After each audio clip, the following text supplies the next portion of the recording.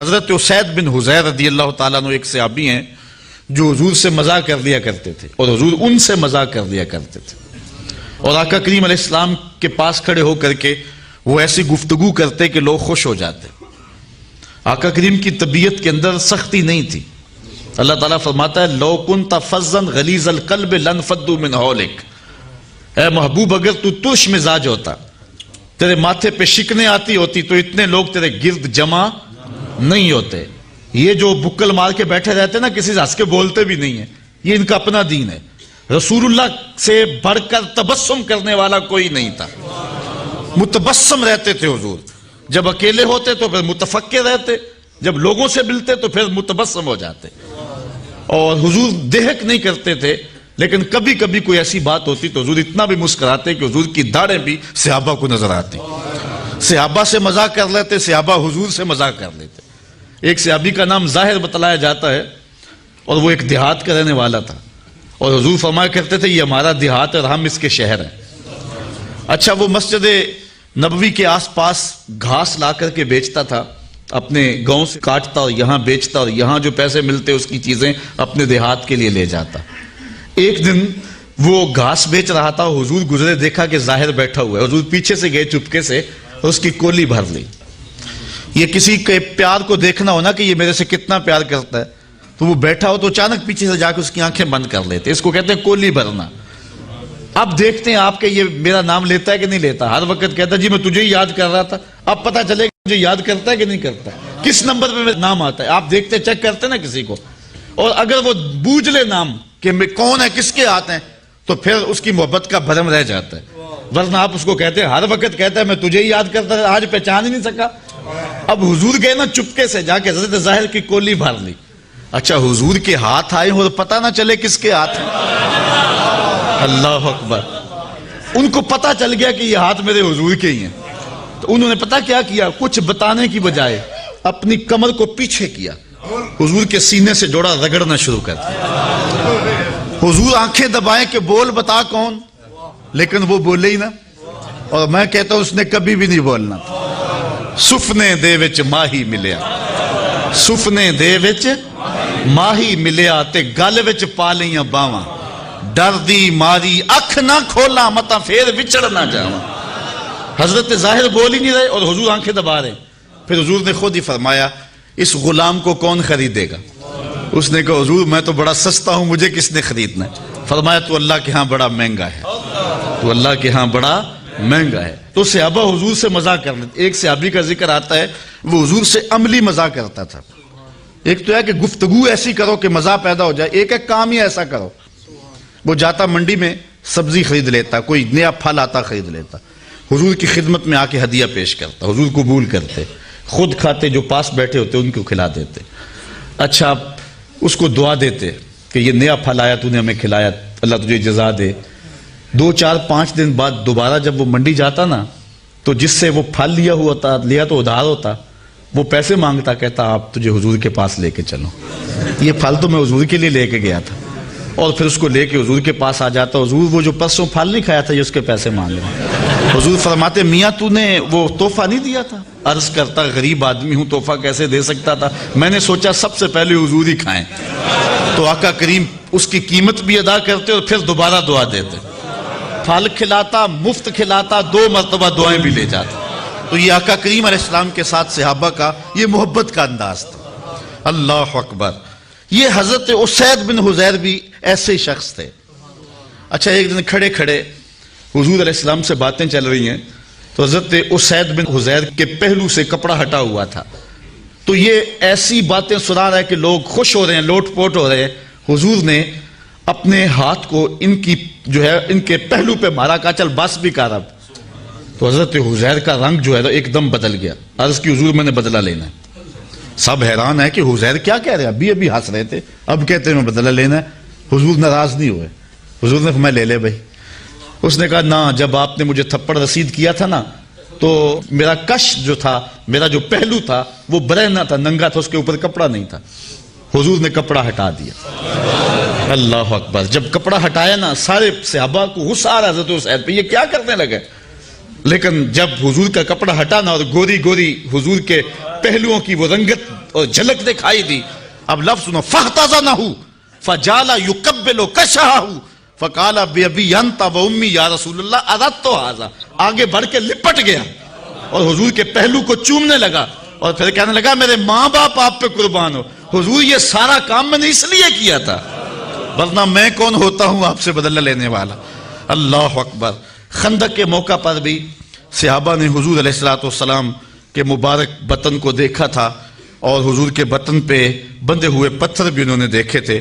اس کے علاوہ بھی کئی ایسے مقامات آئے کہ صحابہ نے حضور کا بطن اقدس بھی دیکھا ہے، حضور کی پشت بھی دیکھی ہے.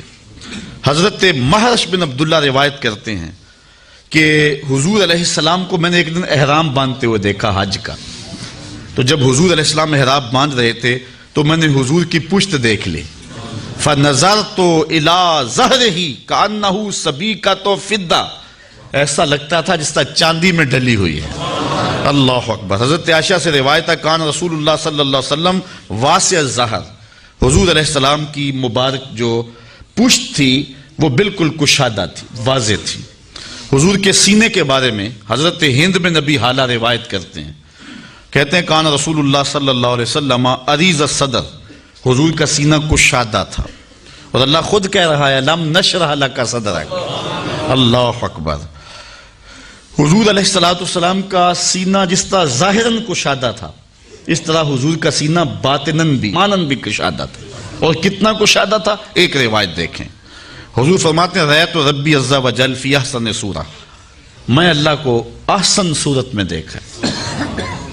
قال فیما یختصم الملأ الاعلی، ارشاد فرمایا کہ یہ فرشتے کس بات پہ بحث کر رہے ہیں. قلت انت عالم، میں نے کہا مالک تو بہتر جانتا. قال فوضع کفہ بین کاتفی، تو اللہ تعالیٰ نے اپنا دست کرم میرے دو کندھوں کے درمیان رکھا. دست کرم، دست قدرت، یہ متشابہات میں سے میرے دو کندھوں کے درمیان رکھا. پھر کیا ہوا؟ فوجدت بردہا بین صدیی، اس کا دست قدرت یہاں آیا، ٹھنڈ میرے سینے میں پڑا. پھر کیا ہوا؟ فعلمت ما فی السماوات و ما فی الارض، پھر زمین آسمان کے اندر جو کچھ تھا سب کچھ میں نے جان لیا. اتنا کشادہ ہو گیا حضور علیہ السلام کا مبارک سینہ. حضور کے سینہ اطہر میں حضور علیہ السلام کا قلب اطہر تھا. اچھا، اعلیٰ حضرت کا سلام آپ ہر جمعۃ المبارک کو سنتے ہیں، اس میں حضور کے معجزات کا بھی بیان ہے اور حضور کے پائے انور سے لے کر کے حضور کے سر انور تک حضور کے ایک ایک عضو کا حسن بھی بیان ہوا ہے. کبھی ہونٹوں کا ذکر کرتے ہیں، پتلی پتلی گلے قدس کی پتیاں، ان لبوں کی نزاکت پہ لاکھوں سلام. کبھی سر کا ذکر کرتے ہیں جس کے آگے سرے سروراں خم رہے. کبھی حضور علیہ السلام کی آنکھوں کی اور حضور کی ناک کا ذکر کرتے ہیں، نیچی نظروں کی شرم و حیا پر درود، اونچی بینی کی رفت پہ لاکھوں سلام. کبھی ہاتھوں کا ذکر، ہاتھ جس سمت اٹھے غنی کر دیا، موج بحر سماحت پہ لاکھوں سلام. کبھی سینے کی، کبھی پشت مبارک کی، کبھی کندھوں کا ذکر، ایک ایک عضو کا ذکر کیا. لیکن اعلیٰ حضرت جب دل پہ آئے نا، حضور کے قلب اطہر پہ، پھر اعلیٰ حضرت چپ ہو گئے.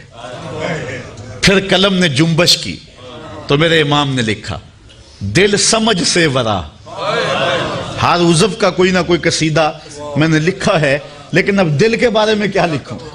دل سمجھ سے ورا مگر یوں کہوں، غنچائے راز وحدت پہ لاکھوں سلام. جب شق صدر ہوا نا حضور کا اور قلب اطہر نکالا گیا اور آب زمزم سے غسل دیا گیا، جس سال حضور جب معراج پہ جانا تھا تو جبریل امین نے دو لفظ کہے تھے حضور کے قلب اطہر کے بارے میں. وہی لفظ ملتے ہیں حضور کے دل کے بارے میں. اللہ اکبر. وہ بیان کرتے ہیں، امام بدر الدین عینی نے عمدۃ القاری شرح صحیح بخاری میں وہ لفظ لکھے ہیں.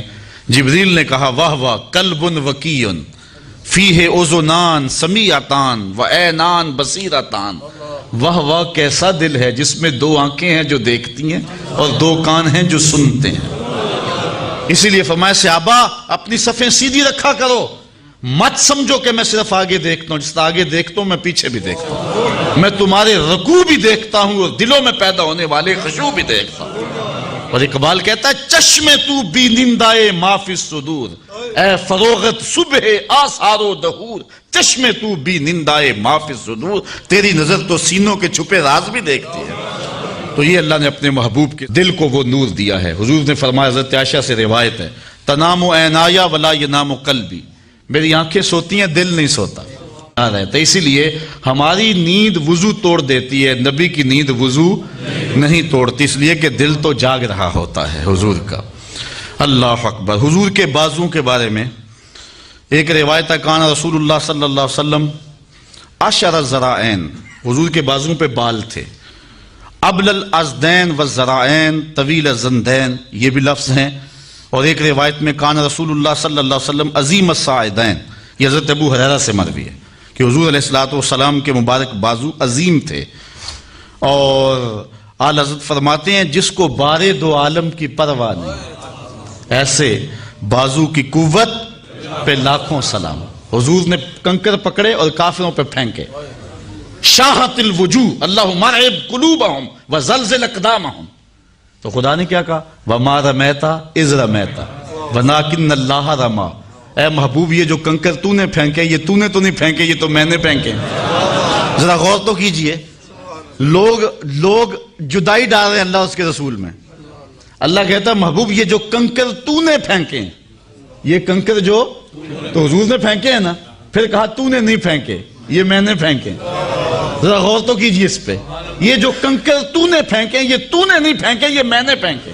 وما رمیتا اذ رمیتا ولکن اللہ رما.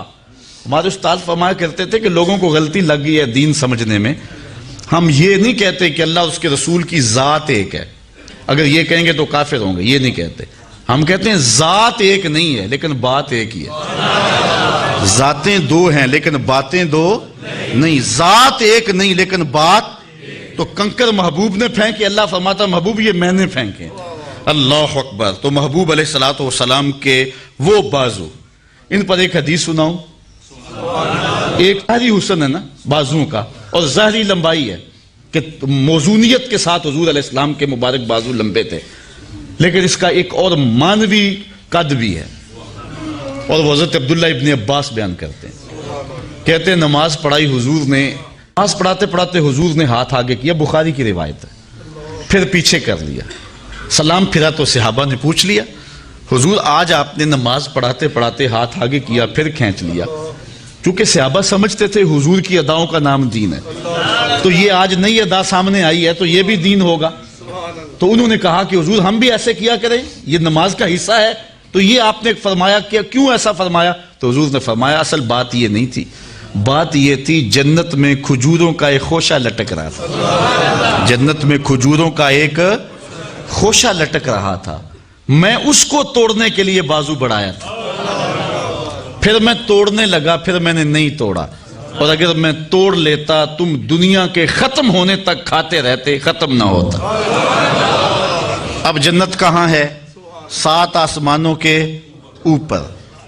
پہلے آسمان تک جانا ہو، عربی تازی گھوڑا ہو، بغیر کسی رکے ہوئے 500 سال تک دوڑے تو پہلے آسمان تک پہنچے. پھر اتنی ہی موٹائی، پھر 2 آسمانوں کے درمیان فاصلہ، پھر دوسرا، پھر تیسرا، پھر فاصلہ، پھر کہیں جنت. جنت کا درخت بھی ایک 500 سال کی اونچائی پہ ہوتا ہے، اور حضور نے یہاں سے ہاتھ اٹھایا اور وہاں پہنچا دیا. وہاں تک جا سکتا ہے، ضرورت وہاں تک تھی کیونکہ پھل وہاں لگا تھا. اگر آگے بھی لے جانا چاہتے تو جا سکتا تھا، کیونکہ پھل وہ توڑنا اس لیے وہاں تک پہنچایا. میں اور آپ اپنا ہاتھ اٹھائیں تو کتنا اونچی جائے گا؟ 3 فٹ اونچا، اس سے تو نہیں جاتا. ہاں نظر میری اگر چھت نہ ہو درمیان میں تو دوسرے تیسرے آسمان کے ستارے بھی دیکھ لیتی، آپ کی نظر بھی دیکھ لیتی. میرا ہاتھ 3 فٹ تک جاتا ہے اور نظر تیسرے آسمان تک جاتی ہے. اور جس کا ہاتھ جنت تک جاتا ہے نگاہیں کہاں تک جاتی ہیں؟ اچھا غور کرو، میں یہاں کھڑے ہو کے دیکھوں تو نظر کہاں تک جاتی ہے؟ آسمان تک. اور محبوب جب عرش پہ کھڑے ہوں گے تو پھر نظر کہاں تک گئی ہوگی؟